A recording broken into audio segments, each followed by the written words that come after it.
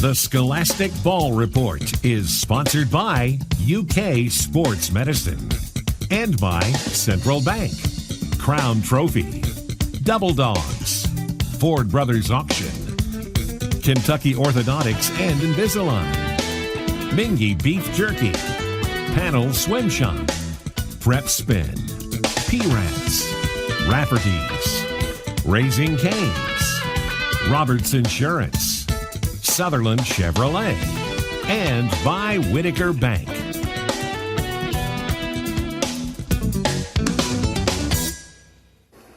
Hello, welcome into the Scholastic Ball Report as we look at high school sports for the next 30 minutes. Gary Baldwin, he's Chris Wolf, the head coach of the defending state champs, Louisville Male. And Coach, you got another fine team this year. Yeah, I mean, we're on a roll right now. Hope to keep it going. You've got with us Joe Kersey, Elijah Parrish, and also Isaiah Cummins. He is committed to Kentucky, and he's one of the best receivers. We had a great receiver on the show last week, D. Smith from Lexington Christian. Isaiah's done it all for us, 3-year starter. And really is going to be a great player in the SEC. And also, we've got another feature from WKYT. Our scholar athletes also hail from Louisville Male, that great academic institution over there. Right. And Chris Malala, he's got a 4.02, and Blake Gossett's got a 3.8. Yeah, two great guys on the O-line for me. Just phenomenal students and athletes. And athletes, student athlete. That defines a student That's athlete, right. doesn't it? And we got another Sutherland Chevrolet drive of the week as we head down to Nicholasville, Kentucky to Sutherland Chevrolet. And Rob Ullery's here, and he's going to keep us in the mental aspect of when you get injured. You got to stay sharp. You sure do. And our interns will help us with all the interviews as well. But we know what you want. You want the best highlights in the state of Kentucky. These highlights on WKYT, we call it Game Time. They're brought to you by PrepSpin.com. All right, welcome back to Game Time. Now to high school football. That's why we're all here, right? We kick it off tonight with a district showdown between two of the top 3 teams in Class 2A in the rankings. The Briar Jumpers of Somerset are 7-0, while LCA has just one loss this season, which came at Belfry back on August 30th. Two of the top passers in Class 2A facing off. Somerset's Kaya Sharon. He's got a UK offer, and you can see why. The Gunslingers take it over. The strike to Carson Guthrie, 46 yards. Game tied at 20. Then it's Jaden Barnhart. He can also sling it, finding Tyler Morris for the 6-yard score. That ties the game at 27. Less than 5 to go. Sharon working the magic. The deep ball to Cade Grundy. Watch him break a tackle. Oh, my goodness. Check this out. Step over you. The Ty Lue move, 34-27 jumpers, but LCA answers, punches in the 2-point conversion, and wins it. 35-24, incredible. Yeah, what a finish that was. Now to Class 5A, and undefeated Douglas has shutouts in 6 of their 7 games this season. Paul Raines and the Warhawks are still in search of the school's first ever win. It helps when you have players like Walker Parks, the Clemson commit, received his Under Armour All-American jersey earlier today at Douglas during the pep rally. Opening possession of the game, Ty Bryant takes the pitch, and he's going to take it in for 6. 7-0 Douglas. Following a 3-and-out for the Warhawks, the Broncos back to receive the punt. Dane Key picks it up off the wobbly bounce, and this kid's got an offer from UK. He's a young fella. See ya. And he's going the distance. Douglas shuts out Great Crossing 50-0. That's 24 straight quarters without allowing a point, dating back to August the 30th. Is that good? That's not bad. Not bad. Lafayette, Tates Creek, both 1-0 in the district. This is the first play from scrimmage. Luke Doobie is going to Cornell. He's way smarter than I am. That's a dime to Sion Townsend, 60 yards, and the Creek goes up 7-0. Still first quarter. We knew that, by the way. Doobie over the middle. I'm not very smart. To Marcus Bosley, 33 yards to pick up. And then a few plays later, Bosley goes in. Maybe it's Bosley. I apologize. Bosley. It is Bosley. Her name. It is Bosley. Tates Creek, though, big win. 34-20 to take that Roy Walton Bowl.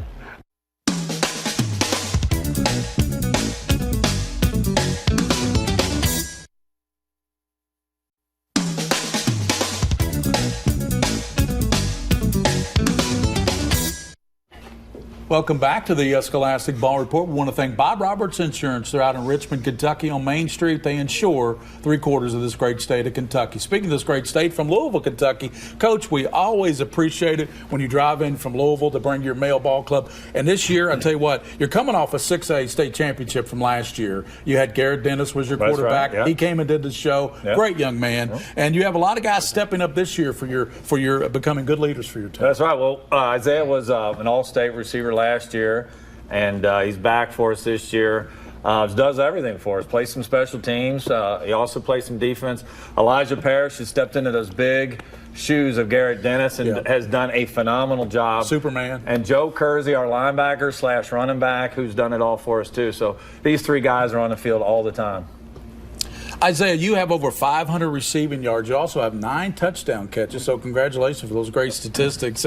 How would you describe your leadership qualities at Male? I would say I show by example. So I'm not very vocal, but I will be if I have to. So I just show by example and show what I have to do. You let your game do your talking. Sure. Yeah. Elijah, you have the keys to the Male offense. What are you most proud of this season and with your offense? I think our explosiveness, really. We've been able to get it done on the ground and in the air, and we've come to know to win games you got to be explosive, and that's what we've been doing. And it's hard when teams try to shut one thing down. You just go to the next thing. Yes, that's right. Joe, you also have 6 touchdowns this year, so congratulations. You're probably glad you're getting to football, right? And you also lead the team in tackles. You're number 1 on the team in tackles. How would you sum up the season so far? It's really it's gone by faster than I can even think. It's you blink and it's a game every time. So we're really going to cherish these last few games and really going to focus on what we have right now. Coach, you had Garrett Dennis last year, a great leader, great football player. How do you start from scratch? How do you move on from that? Well, we just, Garrett was a 51 touchdown quarterback. It's hard to replace that. But Elijah's a different quarterback. But Elijah is a guy that gets the ball out. We have some great weapons in Isaiah and Bryson Rogers and Vinny Anthony. And it's just a matter of building the offense around the strengths of your quarterback. Plus, we have a great O-line, and that's critical, too, because we have a good run game with him. You have some tough games coming up with Southern. You play Bullitt East. Then you've got the Manual game at the end of the season, your big rivalry game. Talk to us about that. Well, we're in a new district, got Bullitt East, Fern Creek, and Southern, like you mentioned, and then we finish with the old rivalry. I don't know, 100 and whatever edition of it, but it is a spectacle for people to come see. It's packed. It's in a high school venue. It's a great environment. It's always an exciting game. Coach Wolf, it's always great to see you. Thanks. We'll have some of your scholars on the show a little bit later, so thanks for bringing them in. And good luck to you guys this year, and hope you win another state title. Appreciate it. Thanks for having us. That's the Bulldogs from Louisville Male, the number 1 team in the state of Kentucky. And now we're going to this feature on WKYT.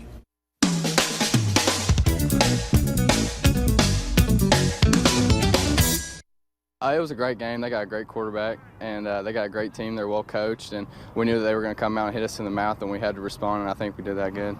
Good is an understatement to describe Boyle County's performance on Friday night in a 64-28 win over Lexington Catholic. Quarterback Reed Lanter threw for 494 yards on 24 of 28 passing and 5 touchdowns. My favorite one was probably the one with my little brother. Every time I throw to him, it's something special. We've been doing that for a long time, but at the same time, I enjoy all of them. I love throwing touchdown passes. I think he's got that family type of mentality that he believes in his brothers and he believes in his teammates, and he's showing that through leadership. Reed had something to prove in that game, going head-to-head with Lexington Catholic quarterback and UK commit Bo Allen, a guy who Reed has called a friend since middle school. I do have a chip. There's nothing and no animosity between me and Bo, but I play with the chip on my shoulder. I feel like a few inches and a couple pounds should not determine where I play college football. I'm just as good as he is. He wants to prove to everybody that he's a good quarterback too, and I think that's the mentality that he goes into that game with. Lanter's incredible night was capped off by a 4-yard rushing touchdown, his first rushing score of his high school career. It felt good. It just was icing on the cake to a great night. Something I really haven't got to do before. And they did that on purpose just to let me get a little extra stats.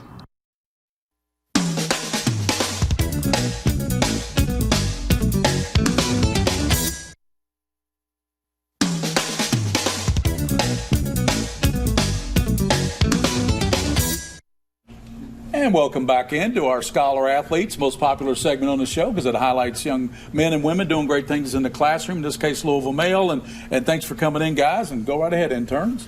Chris, we'll start with you. You have a 4.03 GPA as well as an impressive ACT score of 30, all while playing for the #1 football team in the state. What is your key to success as a student athlete? Well, I really have to thank my family for being such a great support base. You know, when times get stressful, you always look to your family, whether it was my brother who helped me out during the summer training me, or my mom who always said I had to prioritize education, you know, they were always there for me. So Blake, you kept a 3.8 GPA in class and scored a 28 on the ACT. You also play on the #1 football team in the state. How is this possible? I think my parents really pushed me because they're both teachers. So it wasn't really an option to get bad grades. They just kind of forced me. And yeah. Coach, you attended Highlands High School. What similarities do you see between your high school experience and your players' experiences? Oh, I think that's a good question. Well, the thing about Highlands is a rich tradition, and Louisville Male has one of the richest traditions in the state.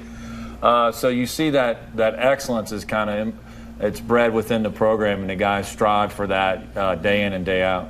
Yeah, Highlands and Male, very similar. Not only are they great in football, but they stress the academics there, and they're both always at the top of, when you look at the school rankings and all that, they're always at the top. Yeah, I believe we're both in the top 5 year after year after year, and it's very similar schools. Yep.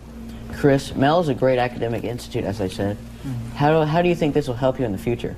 Well, being part of both the great athletic program and the academic program, they're a big powerhouse in both aspects, and I get the best of both worlds, being on the football team and, you know, getting good grades. So I think that'll help me a lot with the next mile and, like, headed into college. So yeah. I wouldn't want to line up across him, Coach. He's a big one.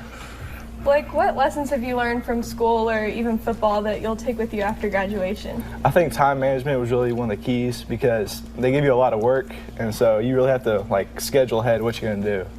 And you do that for college and especially, like, jobs. So I think that's what I'm going to take. Coach, you must love coaching with all these great student athletes. I do. I'm first one to tell you, I'm blessed to coach at Male. I get to work with some of the best athletes and the best academic student athletes in the state. Well, if you would, there's a plaque from Ryan Tyson. He'll present both of you. We'll get a beautiful plaque. They'll put your name and they'll personalize that for you. Thanks for coming on the show, and thanks, Coach. We appreciate you driving up from Louisville. I appreciate you having us. Thank you. That's the Male Bulldogs, the #1 team in the state of Kentucky.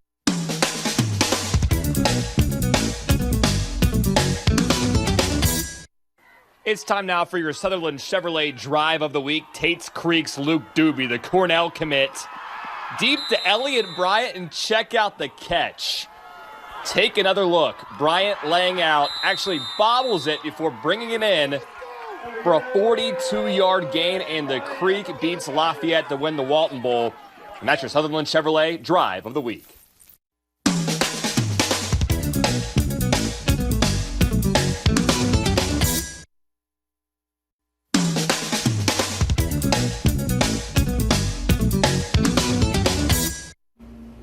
Back into the UK Sports Medicine Orthopedic Surgery segment. Rob Ullery's with us, the outreach director over there. And you know what we're going to talk about? I tell you, it's the mental aspect of it. And what it is we're going to talk about the different things that athletes go through when they sustain an injury. So tell us a little bit about that. What do athletes go through? So what they've come up with, what research has shown is that athletes actually go through different stages of different mental aspects once they sustain an injury. The first stage they go through is denial. They deny that they're injured. And you as an athlete, I'm sure that you saw that yourself. I'm not really hurt. Absolutely. And then the next stage you go through is anger. You get mad. You're mad at everybody. You're mad at the world. And then it's ironic that you see these athletes go through these stages as they recover from the injury itself, whether that be a season-ending injury, a career-ending injury, anything like that. And it's at all levels, whether it be junior high, high school, college, and the professionals. The next phase is they get really depressed. And that's a hard phase for student athletes to get through, is that depression phase of feeling sorry for yourselves and things like that. And then the final stage is acceptance. And once you get to that stage where you accept what the answer is and what the problem is, then you can start really making a lot of recovery for that. Have you accepted it? At this point, I guess so. So yeah, it is. And if you talk to bystanders or people outside, you can actually see the athlete go through those stages as they recover from an injury. Not unlike death. And it's actually the same taxonomy as somebody that's dealing with a dying parent or relative or anything like that, or themselves. I mean, it's the same thing. What can an athlete do to cope with this? So there's lots of things that an athlete can do. And like I said, once they get through those stages, it takes a while to get through those stages. And there's no set magic time of it takes 1 week, 2 weeks, 3 weeks, or anything like that to get through these stages. The best thing to do is keep them engaged, keep them involved with team. Most student athletes, the reason that they play athletics is to be in a team atmosphere and being involved. Once you take that away from them, that's when the depression hits. That's when they get really down on themselves and things like that. So keeping them engaged. There's a new study that actually came out today, talked about creating goals, many goals for these student athletes to get better and so they can achieve. And once they achieve those goals, then you set a new goal. And then it just steamrolls into getting better and better. That's good stuff, Rob. I tell you, everybody needs to know about that if they get injured, because I don't know who hasn't been injured in a sporting career at least one time. And it is. And it's once you realize that, it's a lot easier to overcome those sorts of things. Good information there. We're going to put up their website and their phone number, UK Sports Medicine. They will absolutely keep you in the game. Thanks, Rob. Thanks for joining us. Thank you. And that's UK Sports Medicine. Now we're going to these final highlights. These highlights are brought to you by Game Time on WKYT and PrepSpin.com.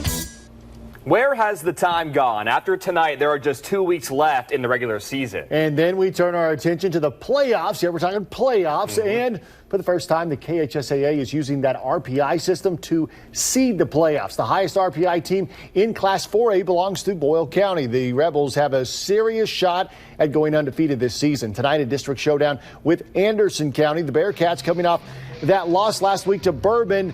First quarter, Anderson's Zach Labhart. We've said his name so many times this year. He takes the rock and he's going 70 yards, and everybody's running behind him. Gives the Bearcats a 7-3 lead, but the lead was short-lived on the ensuing kickoff. Gray Rabini, excellent name, better game. Fields it at the 24-yard line, heads to the far side, and he's going to outrun everyone. That's a house call. 49 straight unanswered for Boyle County. Boyle County pounds Anderson 52-7, the final there.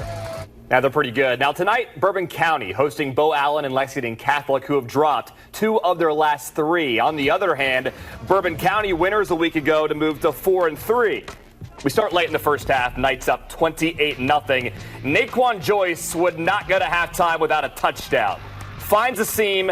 He gone. That puts the Colonels down by 3 scores. Then right before the break, there's that Allen kid. Just does it himself. One-man band. The Knights roll 48-15 to improve to 5-3. Scott County's lone loss this season came to district foe Douglas. Tonight, the Cards hosting Montgomery County. Philip Garner was our Week 1 Athlete of the Week. Okay. And he came to play. Sheds a tackler, moves the chains. He rushed for 66 yards. Bronson Brown rushed for 96. Here's a big chunk of that. 55-0 the final to improve to 8-1. All right, Class 6A District 8 matchup between Madison Central, Clark County under 5 minutes to play in the half. Clark County looking to build on its lead. Play action pass. Jordan Manley hooks up with Dawson Gay. He's into that painted turf. Clark County had the lead, and Clark County goes on to win this one. A thriller, 42-34. Cardinals now 2-0 in the district.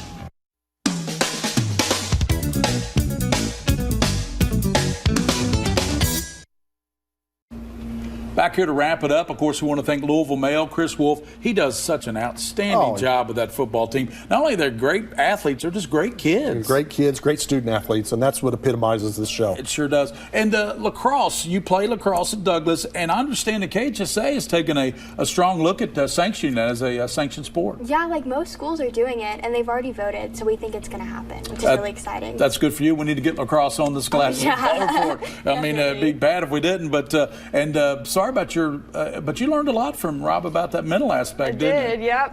It really helped you a lot, as always. And as always, on the Scholastic Ball Report, for those you see and those you don't see, keep your eye on the Scholastic Ball Report. The Scholastic Ball Report was sponsored by UK Sports Medicine and by Central Bank, Crown Trophy, Double Dogs, Ford Brothers Auction, Kentucky Orthodontics and Invisalign, Mingy Beef Jerky, Panel Swim Shop, Prep Spin, P-Rats, Rafferty's, Raising Canes, Roberts Insurance, Sutherland Chevrolet, and by Whitaker Bank.